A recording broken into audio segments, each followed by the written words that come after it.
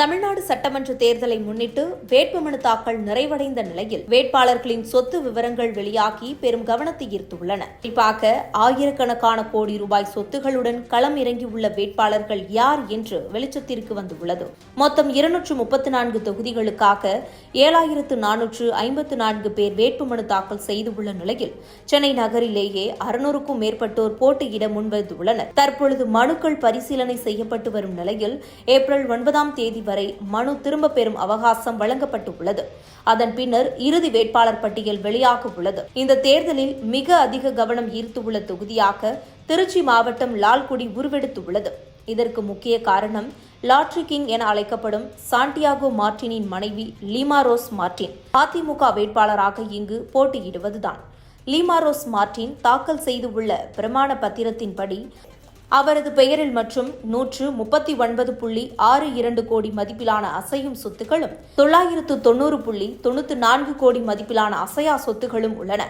இதன் மூலம் 1000 கோடியை தாண்டிய சொத்து மதிப்புடன் தமிழகத்தின் மிகப்பெரிய கோடீஸ்வர வேட்பாளராக அவர் முன்னிலையில் உள்ளார்.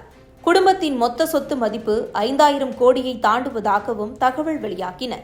அவரது கணவர் சாண்டியாகோ மார்டின் பெயரில் 3262 கோடி அசையும் சொத்துகளும் 887 கோடி அசையா சொத்துகளும் உள்ளன. மகன் ஜோஸ் டைசன் மார்டின் பெயரிலும் 666 கோடி மதிப்பிலான சொத்துகளும் இருப்பதாக குறிப்பிடத்தக்கது. இவர்களின் வருமான விவரங்களும் கோடிகளில் இருப்பது சமூக வலைதளங்களில் பேசுபொருளாகி உள்ளன. மறுபுறம் முக்கிய அரசியல் தலைவர்களான திமுக தலைவர் மு க ஸ்டாலின் மற்றும் தமிழக வெற்றிக் கழக தலைவர் விஜய் ஆகியோரின் சொத்து விவரங்களும் ஒப்பிட்டு பார்க்கையில் ஸ்டாலின் பெயரில் 3.30 கோடி அசையும் சொத்துக்களும் 2.96 கோடி அசையா சொத்துகளும் உள்ளன. அவரது மனைவி துர்கா ஸ்டாலின் பெயரில் கூடுதலாக சொத்துகள் உள்ளன. அவரிடம் சொந்தமாக கார் இல்லாததும் நகைகள் இல்லாததும் ஆகும். கடந்த ஆண்டில் அவரது வருமானம் 31 லட்சம் என தெரிவிக்கப்பட்டுள்ளது. அதே நேரத்தில் விஜயின் சொத்து விவரங்களும் முற்றிலும் மாறுபட்ட படத்தை காட்டுகின்றன.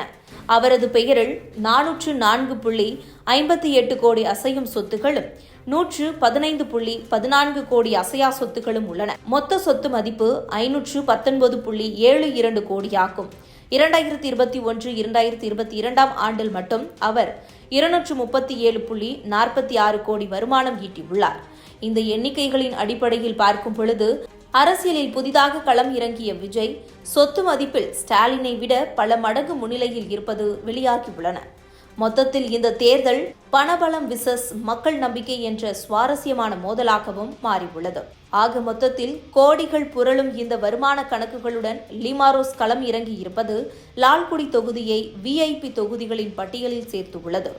சுயேட்சிகளின் வருகை பிரதான கட்சிகளின் வியூகம் இன்னும் சுவாரஸ்யமாக மாறும் எனவும் எதிர்பார்க்கப்படுகின்றது. இது குறித்து உங்கள் கருத்துக்களை கமெண்ட் பாக்ஸில் கமெண்ட் பண்ணுங்க.